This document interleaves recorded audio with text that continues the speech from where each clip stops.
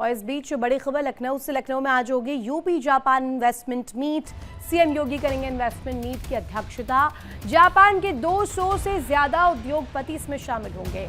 उद्योग और निवेश को लेकर यूपी सरकार के साथ चर्चा भी करते हुए मुख्यमंत्री नजर आएंगे और इस पर विशेष तौर पर नजर रहने वाली है, क्योंकि ये लगातार जो इन्वेस्टमेंट मीट की तस्वीरें हैं, ये नई तस्वीर एक नई आयाम को आगे ले जाने के लिए सबसे ज्यादा अहम महत्वपूर्ण साबित होगी।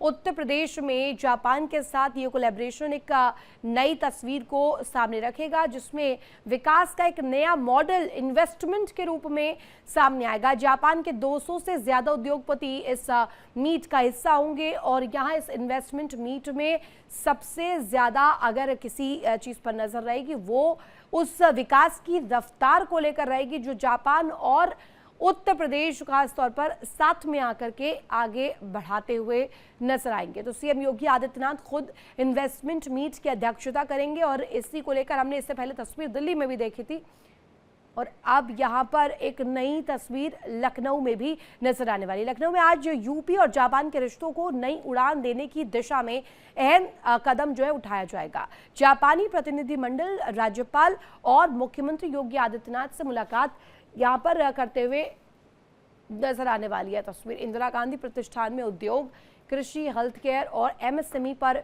सेक्टोरल सत्र होंगे। साथ ही साथ निवेश, तकनीक और सहयोग यहाँ पर बढ़ाया जाएगा। इस पर मंथन भी होगा। यूपी जापान साझेदारी और संस्थागत आधार देने के लिए इसको एमओयू एक्सचेंज भी प्रस्तावित है। उत्तर प्रदेश और जापान के बीच रिश्तों की नई ऊंचाई देने की दिशा में आज अहम दिन है। जापानी डेलीगेशन का तीसरा दिन लखनऊ में है और जापानी डेलीगेशन के साथ 200 लोग शामिल होंगे। इसमें बड़े बड़े उद्योगपतियों के सीईओ हो गए, कंट्री हेड हो गए और जाने माने लोग यहाँ पे शामिल होंगे। उत्तर प्रदेश सरकार की पूरी मुकम्मल तैयारी है कैसे निवेश को उत्तर प्रदेश में लाया जाए और साझेदारी के साथ उत्तर प्रदेश को विकास के रास्ते में आगे बढ़ाया जाए। जो जापानी डेलीगेशन है उनके साथ तमाम तरह के स्टूडेंट और महिला लोग भी आए हैं। मतलब जापानी जो महिला जो टीम है वो आए हैं और सबसे खास बात है कि जो जापानी जो स्टूडेंट्स आए हैं उनको अटल आवासीय दिखाया जाएगा और जापानी जो महिला जो डेलीगेशंस है महिला उनको 1090 दिखाया जाएगा। मेरी मौजूदगी इंदिरा गांधी प्रतिष्ठान में, जहां पे पूरी तैयारी उत्तर प्रदेश विभाग की ओर से कर ली गई है और सभी डिपार्टमेंट ने अपने अपने स्तर पर अपनी तैयारी की है और ये लखनऊ में बड़े स्तर पे आज अहम दिन माना जा रहा है। और माना जा रहा है कि ये लखनऊ में जो निवेश होगा वो औद्योगिक, शिक्षा, पर्यटन, स्वास्थ्य, एमएसएमई और महिला सशक्तिकरण के जैसे क्षेत्रों में देखा जा रहा है इसको। और ये पूरे दिन जो प्रतिनिधि मंडल रहेंगे, हालांकि सुबह राज्यपाल और मुख्यमंत्री योगी आदित्यनाथ से मुलाकात के बाद ये जो इंदिरा गांधी जहां पे होने वाले यहाँ पे सेशन में भाग लेंगे। टोटल 4 सेक्टोरियल सेक्शन होंगे इसमें और सबसे मुख्य होगा कि यहाँ पे दिखाया जाए कैसे वन डिस्ट्रिक्ट वन प्रोडक्ट के जरिए, स्टार्टअप के जरिए उत्तर प्रदेश की जो क्षमता है, विकास है, वो कैसे तेज़ी से आगे बढ़ रहा है और औद्योगिक जो क्षमता है, निवेश की जो संभावनाएं विभिन्न क्षेत्रों में उपलब्ध अवसरों से रूबरू कराने के लिए पूरे दिन का जो प्रोग्राम्स रहेंगे उसकी यहाँ पे तैयारी की गई। खास बात है कि दिन भर होने वाले इस कम्युनिकेशन लेवल पे केवल औपचारिक मुलाकात तक सीमित नहीं रहेंगे, बल्कि जापान उत्तर प्रदेश के बीच आर्थिक और इंस्टीट्यूशन जो साझेदारी की है उसको जमीन पर उतारने की पूरी तैयारी की जाएगी और इन मुलाकातों के जरिए दोनों पक्षों के बीच आपसी संबंधों, निवेश, सहयोग की संभावनाओं को लेकर उच्च स्तरीय संवाद होगा। उम्मीद है कि जो उत्तर प्रदेश में जो निवेश आ रहा है वो आने वाले जो भविष्य हैं, उसको जो हमारे उत्तर प्रदेश के जो युवा हैं उनको कहीं ना कहीं एक अवसर मिलेगा। उस अवसर के जरिए उनको रोजगार मिलेगा। माना जा रहा है कि इस निवेश के जरिए 10,000 से ज़्यादा लोगों को रोजगार मिलेगा। वीडियो जर्नलिस्ट सरजीत सिंह साथ Anuj Kumar, India Daily 24x7 Lucknow. और वहीं उत्तर प्रदेश को वैश्विक पर्यटन और निवेश हब बनाने की दिशा में योगी सरकार लगातार काम कर रही है। लखनऊ के इंदिरा गांधी प्रतिष्ठान में जापानी प्रतिनिधियों के लिए खास कार्यक्रम आयोजित किया गया है। यहां 50 से ज्यादा टूर ऑपरेटर, होटल कारोबारी और साथ ही साथ उद्यमी राउंड टेबल मीटिंग का हिस्सा होंगे। साथ ही प्रदर्शनी और ओडीओपी एक्सपीरियंस सेंटर में यूपी के उत्पाद, तकनीक, स्टार्टअप और निवेश की संभावनाओं से जापानी मेहमान रूबरू भी होने वाले हैं। यानी कि यहाँ पर विशेष तौर पर इंतजाम किए गए हैं यूपी जापान इन्वेस्टमेंट मीट को लेकर। उत्तर प्रदेश और जापानी डेलीगेशन आज लखनऊ में तीसरे दिन इंदिरा गांधी प्रतिष्ठान में आएंगे, जहां पे तमाम जो उत्तर प्रदेश की जो क्षमता, ताकत और जो काम किए गए वो यहां पे दर्शाया जाएगा। खास तौर पे वन डिस्ट्रिक्ट वन प्रोडक्ट को सबसे ज़्यादा अहमियत दी जाएगी, क्योंकि ये जो प्रोडक्ट्स होते हैं वो विदेशों में भी जाते हैं। हालांकि जापान को ये बताना ज़रूरी रहेगा कि उत्तर प्रदेश में क्या क्या इसकी ज़रूरतें हैं, क्या इंपॉर्टेंस है। Sir, one district one product के तहत आपने पूरे उत्तर प्रदेश के सबसे एक एक चीज़ को आपने यहाँ पे दर्शाया है कि अलीगढ़ का क्या रहेगा, बनारस का क्या है। प्रभु श्री राम की मूर्ति दिख रही है और बाबा भोलेनाथ के साथ माँ पार्वती जी हैं। तो ये जो ब्रास की जो ये मूर्ति है, ये कहाँ की है?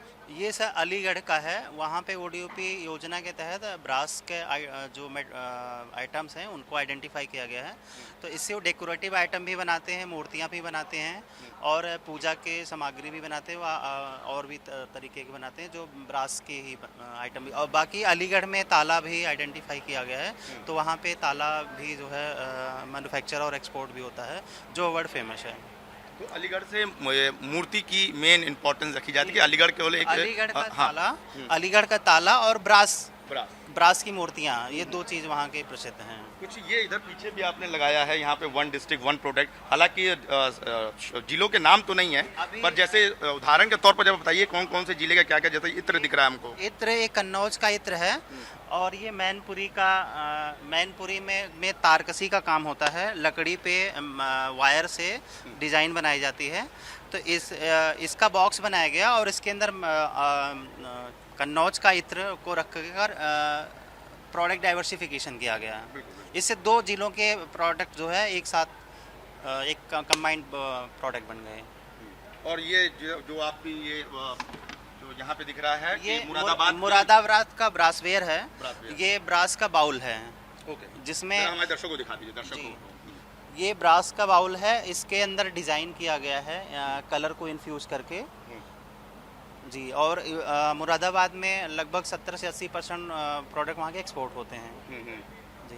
तो ये हमारे जो जापानी डेलीगेशन हुए उनको बताने के लिए ये है? जी, उनको दिखाने के लिए कि हमारे यूपी में हर डिस्ट्रिक्ट में एक यूनिक प्रोडक्ट है जो हम ग्लोबल लेवल पे या लोकल लेवल पे भी मैन्युफैक्चर और एक्सपोर्ट होता है।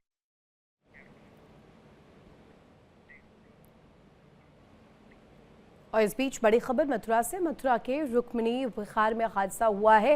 निर्माणाधीन मॉल की शटरिंग गिरी है। हादसे में एक मजदूर की मौत, 6 घायल बताए जा रहे हैं। मौके पर राहत बचाव का काम भी जारी है।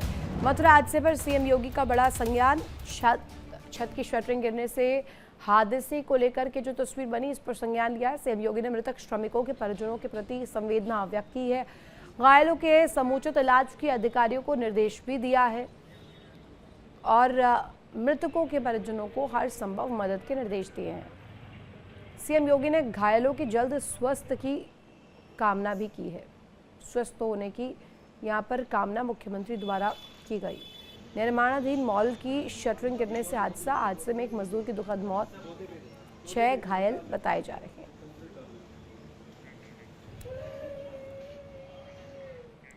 राजस्थान के जयपुर में कॉकरोच जनता पार्टी के स्कूलों का दौरा करने का विरोध शुरू हो गया है। यहां बगरू इलाके में स्थित रामपुरा कंवरपुरा गांव के राजकीय प्राथमिक स्कूल के भीतर सीजेपी के कार्यकर्ता जैसे ही पहुंचे, गांव में लोगों ने कार्यकर्ताओं का विरोध किया। उन्हें तुरंत वहां से भगा दिया गया। दरअसल सीजेपी प्रवक्ता आशुतोष रांका इसी स्कूल में पहुंचने वाले थे, लेकिन इससे पहले ग्रामीणों ने सीजेपी के कार्यकर्ताओं को धक्का देकर गांव से बाहर निकाल दिया। बाद में ग्रामीण सीजेपी के विरोध में स्कूल के बाहर धरने पर बैठ गए। सीजेपी प्रवक्ता आशुतोष रांका ने इसे भाजपा प्रायोजित विरोध बताया और मारपीट का आरोप लगाते हुए स्कूल की बदहाली पर सवाल उठाया। तो ये तस्वीरें आप देख रहे हैं, जयपुर में जो भारी बवाल होता हुआ दिखाई दिया। कार्यकर्ताओं को सीजेपी के दौड़ाया गया, बड़े सवाल उठे, लेकिन इसके बाद सीजेपी ने भी इस पर प्रहार करते हुए आरोप बीजेपी पर मढ़ा।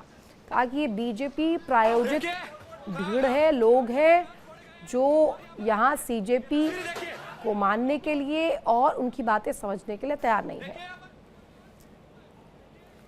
सीजेपी कार्यकर्ताओं से मारपीट का ये वीडियो काफ़ी तेज़ी से वायरल भी हो रहा है। ग्रामीणों से भिड़ंत की के बाद की तस्वीर जहां बवाल चढ़ता हुआ नजर आया। बाकायदे खदेड़ दिया गया सीजेपी के उन तमाम लोगों को जो वहां पर पहुंचे हुए थे स्कूल के भीतर, उन्हें आज पहुंचना था।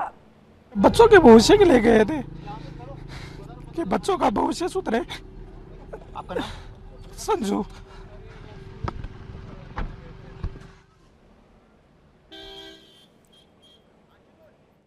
अब ये एक तरह से जो तनातनी है बवाल के बाद सीजेपी कार्यकर्ताओं से मारपीट की जो तस्वीर है, इसके बाद बड़े आरोप भी लगाए गए कि ये दरअसल बीजेपी की प्रायोजित भीड़ थी जिसने इस तरीके से हमला किया है।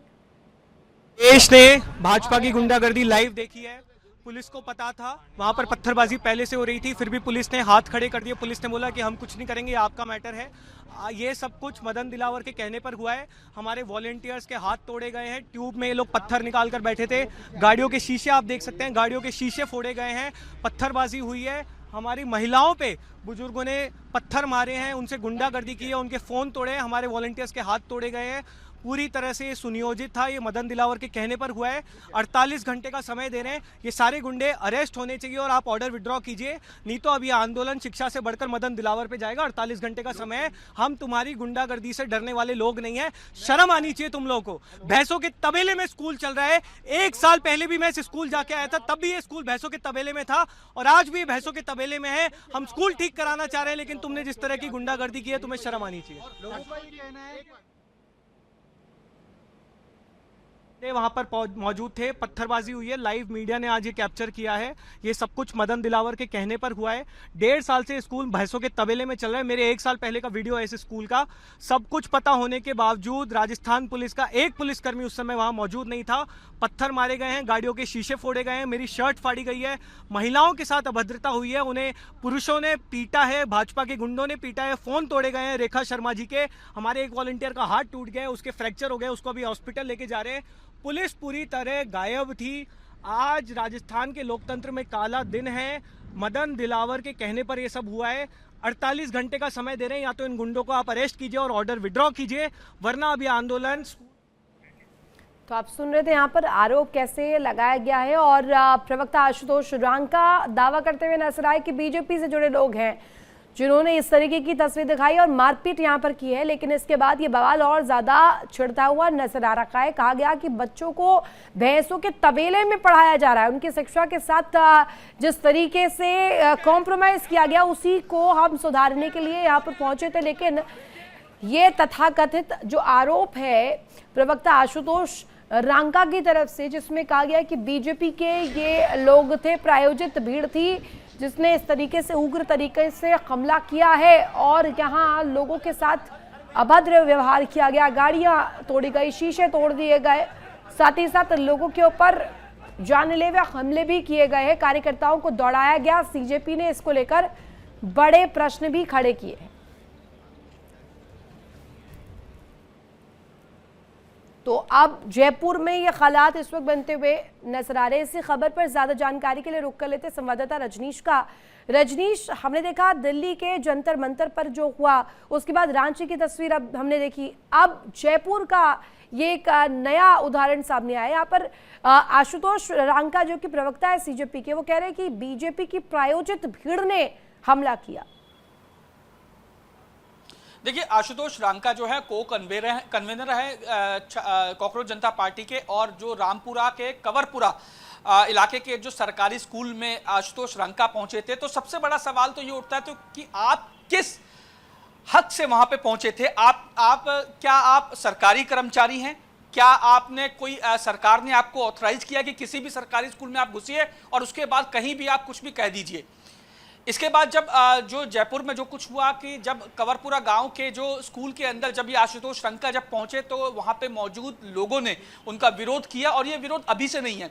आपको पता होगा ऋतु कि इससे पहले भी जब जो अभिजीत दिपके भी जो जब सरकारी स्कूल पहुंचे थे, तो वहां पे भी उनका विरोध हुआ था। तब भी ये बात कही गई थी कि आखिर किस हैसियत से और किस हक से या किस पावर से आप लोग वहां पहुंच के इस तरीके से इंस्पेक्शन कर रहे हैं? क्या आप किसी संवैधानिक पद पे हैं? क्या आप एमएलए हैं, एमपी हैं, या आप सरकारी कर्मचारी हैं, या आप शिक्षा विभाग से जुड़े हुए हैं?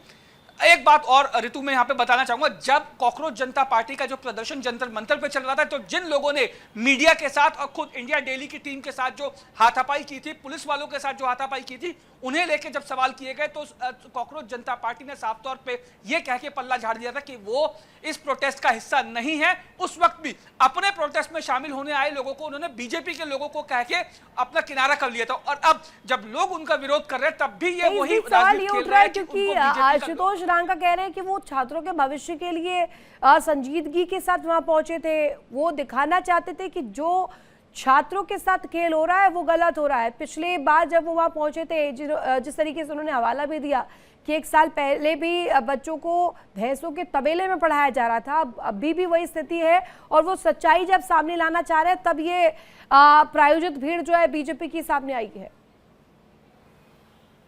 अरे मेरे को एक बात समझ नहीं आता ऋतु कि आप अगर आप किस हैसियत से घुसे, पहले ये तो मेरे समझ से पर है कि किस हैसियत से आप लोग वहां पे गए। किसी भी सरकारी प्रेमाइसेस में अगर आप एंट्री करें तो आपको पहले परमिशन लेनी चाहिए। क्या आपने परमिशन ली?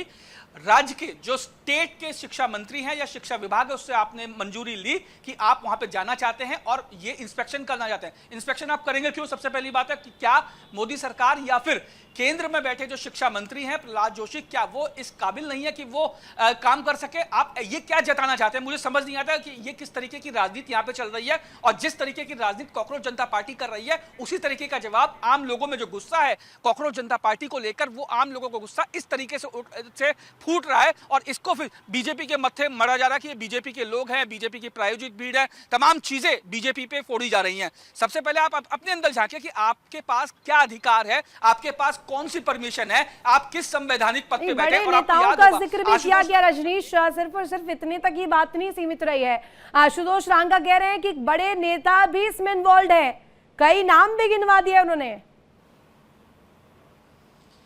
कुछ भी कह दीजिए आप, कोई फर्क नहीं पड़ता, आप किसी का भी नाम ले लीजिए। आपको याद होगा अभिजीत दिपके जब जंतर मंतर पे बैठे थे तब उन्होंने साफ तौर पे शिक्षा मंत्री धर्मेंद्र प्रधान के इस्तीफे की बात की थी, लेकिन कुछ समय बाद वो कहे धर्मेंद्र प्रधान के इस्तीफे से बात नहीं होगी, प्रधानमंत्री नरेंद्र मोदी को इस्तीफा देना होगा। अरे भाई, आप किस हैसियत से इस्तीफा मांग रहे हैं? ठीक है, आपने जो प्रोटेस्ट किया, पेपर लीक हुआ, उसमें धर्मेंद्र प्रधान के खिलाफ आपने प्रोटेस्ट किया, एक्शन हो गया, लेकिन आप कह रहे हैं नहीं, ये अब प्रधानमंत्री नरेंद्र मोदी को इस्तीफा देना पड़ेगा। अरे भाई, आप क्या रहे हैं? आप में सोचने समझने की शक्ति नहीं है क्या? सबसे बड़ी बात ऋतु, आपको याद होगा अभी कुछ दिन पहले भी आशुतोष रंका का एक वीडियो सामने आया था जिसमें वो एक सरकारी स्कूल के अंदर गए थे जहां पे पुलिस वाले मौजूद थे, वहां पे उनको धमका रहे थे कि आप जो मेरे साथ राजनीति मत करो, हम शिक्षा मंत्री को हटा के आ रहे हैं। आप कहना क्या चाह रहे हैं? आप सीधे सीधे इनडायरेक्टली धमकी दे रहे हैं अब सरकारी कर्मचारी को। तो ये सब चीजें हैं, अपने अंदर झांक जो है इस वक्त सबसे ज्यादा चर्चाओं का विषय भी बनता हुआ नजर आ रहा है रजनीश, और हमारे साथ न्यूज रूम से मोनिका भी कनेक्ट हो गई है, मेरी सहयोगी। मोनिका, ये जो सो कॉल्ड अगर मैं कहूं कोट अनकोट जेंजी मूवमेंट जो हमने देखा था, जंतर मंतर से शिफ्ट होकर फिर रांची गया, अब रांची के बाद जयपुर की तस्वीर सामने आ रही है, वहां पर भी भारी बवाल है, और इस दफा आरोप सीधे बीजेपी पर मढ़ा गया है कि प्रायोजित भीड़ के जरिए जो है बीजेपी सीजेपी को रोकना चाह रहे हैं। बिल्कुल, तस्वीरें लगातार हम देख रहे हैं ऋतु, और दिखा भी रहे हैं इंडिया डेली के माध्यम से कि किस तरीके से सीजेपी के कार्यकर्ताओं को दौड़ा गया। लेकिन अब यहाँ पर ये जो ट्विस्ट नजर आ रहा है, पहले तो सवाल ये उठता है कि सीजेपी के कार्यकर्ता स्कूल्स में जाके इस तरीके से निरीक्षण कर रहे हैं। सवाल इस बात को भी लेकर उठता है कि आप किस हैसियत से वहां पर जा रहे हैं और आप निरीक्षण कर रहे हैं, कि आप कोई सरकारी नुमाइंदे हैं, क्या आप प्रशासनिक अधिकारी हैं जो आप स्कूलों के निरीक्षण करने जा रहे हैं। अगर आप आम जनता को वहां पर दिक्कत थी उन स्कूलों की व्यवस्था से, वहां की बदहाली से, तो निश्चित तौर पर वो शिकायत लेकर पहुंचती प्रशासन के पास। लेकिन इसके बीच एक दूसरा एंगल जो नजर आया, आशुतोष रांका ने जिस तरीके के आरोप लगाए हैं क्योंकि यहां पर हमने देखा कि किस तरीके से दौड़ा कर उन्हें पीटा गया है। अब वो ये कह रहे हैं कि हम जो मसले उठा रहे हैं वो मसले जेन्युइन मसले हैं, वो स्कूल्स की बदहाली के मसले हैं। ये तकरीबन 1992-93 के बने हुए स्कूल है, जर्जर स्थिति में आ गए, कोई देखने यहाँ पर नहीं आ रहा, बच्चों की बैठने की व्यवस्था नहीं है, तबेले में बच्चे पढ़ रहे हैं। ये तमाम बातों का जिक्र जो है वो सीजेपी द्वारा किया जा रहा है। उनका कहना है कि हम ये मसले उठा रहे हैं और राज्य सरकार यहाँ पर बीजेपी की, इसलिए बीजेपी के गुंडे कार्यकर्ता जो है वो हमें दौड़ाकर पीट रहे हैं। ये जेन्युइन यहाँ की जो ग्रामीण है वो नहीं है। तो ये जो स्थिति है ऋतु, पर ये कहा जाए तो अगर स्थिति हम देखें तो सीजेपी के तमाम जो चेहरे सामने आते हैं, चाहे आशुतोष रांका का जिक्र करें या अन्य चेहरों का जिक्र करें, अल्टीमेटम बहुत जरूरी होता है। 48 घंटे का अल्टीमेटम दे दिया है कि इससे पहले आए, मदन दिलावर का जिक्र किया, कई और चेहरों का जिक्र भी किया। कहा गया कि जबरदस्ती इस तरीके से सीजेपी को घेरने का प्रयास किया गया, जबकि वो मूलभूत बुनियादी मुद्दों को उठा रहे हैं। देखिए तो पूरे तरीके से यहाँ पर जो मसले हैं वो जनता के हित के भले ही मसले हो, लेकिन ये पूरा मामला राजनीतिक रंग ले चुका है। सीजेपी जाहिर है किस तरीके से राजनीति कर रही है वो हमने देखा, वो जंतर मंतर पर भी देखा, देश के शिक्षा मंत्री का इस्तीफा। उसके बाद सवाल ये भी उठे कि जितना दर्द आपको राजधानी दिल्ली में था उतना दर्द आपको झारखंड में क्यों नहीं हुआ। अब ये मामला शिफ्ट जिस तरीके से जयपुर में हुआ है, वहां भी लेकर सवाल इससे लेकर उठ रहे हैं कि यहाँ पर आप आ रहे हैं, स्कूल्स के निरीक्षण कर रहे हैं और ऐसा लग रहा है कि जैसे सारा ठेका आपके पास है कि आप स्कूल्स पहुंच रहे हैं, इन जगहों पे दस्तक दे रहे हैं, क्योंकि ऐसे ये कोई भी कर सकता है, कोई भी राजनीतिक पार्टी वहां पर जाकर इस तरह के मसले उठा सकती है। लेकिन अब ये जो आरोप लग रहे हैं कि बीजेपी की गुंडों द्वारा मारपीट की जा रही है, इसमें अब कहीं ना कहीं लॉ एंड ऑर्डर का भी एक एंगल साथ ही जो है फंडामेंटल राइट्स का जब जिक्र आता है मोनिका, कहा जाता है कि आप इजीली एक्सेस कर सकते हैं हकीकत को, ग्राउंड रियलिटीज को दिखा सकते हैं, वो एक तरफ, लेकिन दूसरी तरफ ये हक किसी को नहीं है कि किसी सरकारी स्कूल के भीतर प्रवेश करें और उसके बाद किसी भी तरीके की कोई प्रतिक्रिया दे।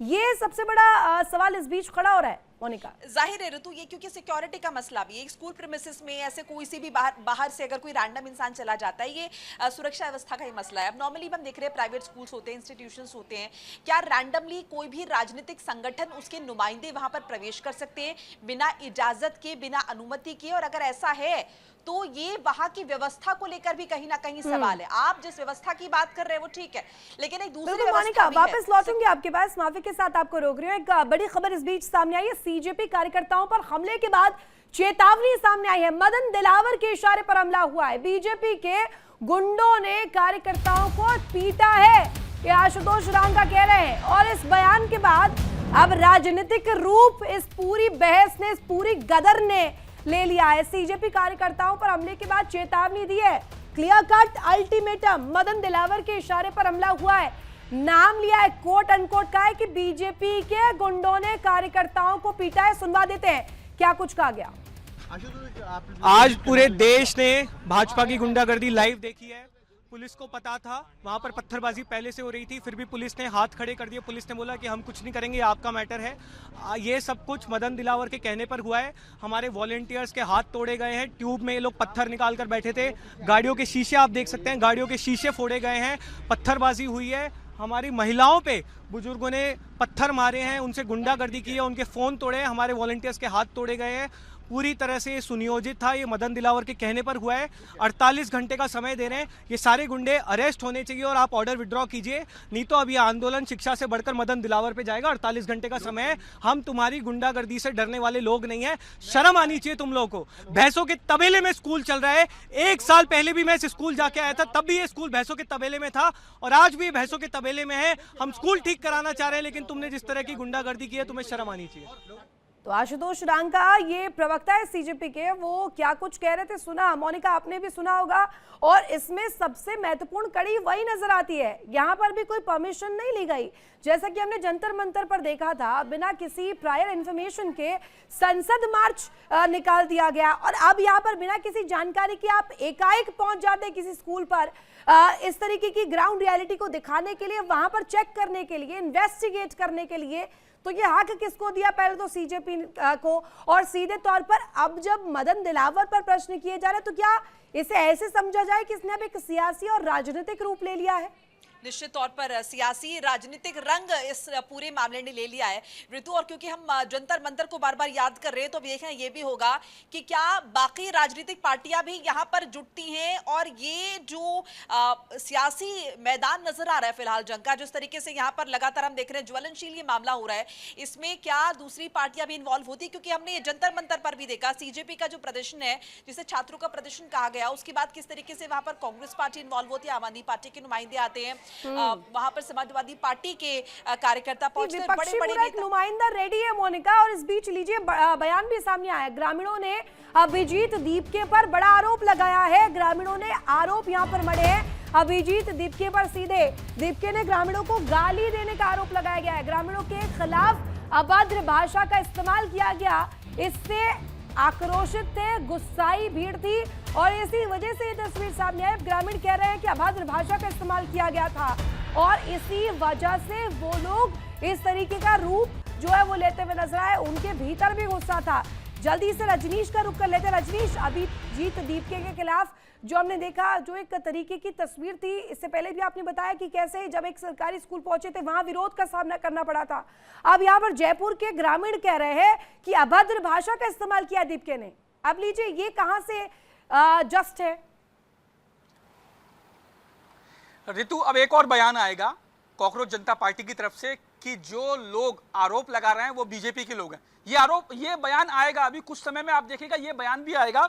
और अगर आप मदन दिलावर की अगर बात कर ली जाए तो आप देखिए मदन दिलावर इस समय राजस्थान के सरकार में स्कूल शिक्षा, पंचायती राज और संस्कृत शिक्षा विभाग के कैबिनेट मंत्री हैं। यानी यहाँ पे भी शिक्षा मंत्री को ही टारगेट किया गया है। और जो 48 घंटे का अल्टीमेटम जो आशुतोष रांका की तरफ से दिया जा रहा है, इस बयान को देने के पीछे इनकी टोन देखिए, धमकी भरी टोन है कि आप ऐसा कीजिए वरना 48 घंटे में उसका अंजाम भुगतिए। यानी धर्मेंद्र प्रधान है क्या शिक्षा विभाग को ही हमेशा टारगेट करना? देखिए, शिक्षा विभाग को टारगेट करने के पीछे जेनजी को अपने साथ जोड़ना है, जेनजी का ब्रेन वॉश करना है और उनको जो है वो अपने लिए, अपने एजेंडे के लिए इस्तेमाल करना है। इसीलिए ये तमाम चीजें की जा रही है। ऋतु, एक चीज सोचिए, जंतर मंतर पे जो मारपीट हुई, जिन लोगों ने मारपीट की, वो कॉकरोच जनता पार्टी के लोग नहीं हैं, लेकिन जो इनके साथ अगर हुआ तो वो बीजेपी के लोग जरूर हैं। ये दोहरा जो चरित्र आखिर कैसे है कि आपके अगर प्रोटेस्ट में कुछ लोग मारपीट करते हैं तो आप कहते हैं कि वो हमारे लोग नहीं है, भैया हमें उनसे कोई मतलब नहीं है, लेकिन वो आपके प्रोटेस्ट में शामिल है, नारेबाजी कर रहे हैं, पत्थरबाजी कर रहे हैं, आपके साथ बैठ रहे हैं, तो आप उनसे पल्ला झाड़ रहे हैं। लेकिन वहीं जब गांव के लोग आपके खिलाफ नाराजगी जता रहे हैं तो आप उनको बीजेपी का लोग बता रहे हैं। अरे भैया, ये दोहरा बात होगी कि ये गदर रुकता कहां पर है, क्योंकि अब सीधे सीधे हम देख रहे हैं जंतर मंतर के बाद रांची और अब एक नया केंद्र जयपुर सामने आ गया है। अब यहाँ पर राजनीति भी शुरू हो गई है, सीधे सीधे वार पलटवार का दौर शुरू हो चुका है। अब इस मारपीट के बाद, इस ऊहापोह की स्थिति के बाद कहां जाकर ये पूरी बहस जो है वो रुकती है, वो देखने वाली बात होगी। बहरहाल आपका बहुत शुक्रिया तमाम जानकारी के लिए। मोनिका, आपका भी तमाम जानकारी के लिए बहुत शुक्रिया। ऐसे के साथ यहाँ रुकेंगे एक छोटे से ब्रेक के लिए। आप बने रहिए इंडिया डेली के साथ। देखिए इंडिया डेली 24/7 अब आपकी स्मार्ट टीवी पर। इंडिया डेली मौजूद है सभी डिजिटल प्लेटफॉर्म पर लाइव और लगातार। इंडिया डेली 24/7 हर दिन राष्ट्र को समर्पित।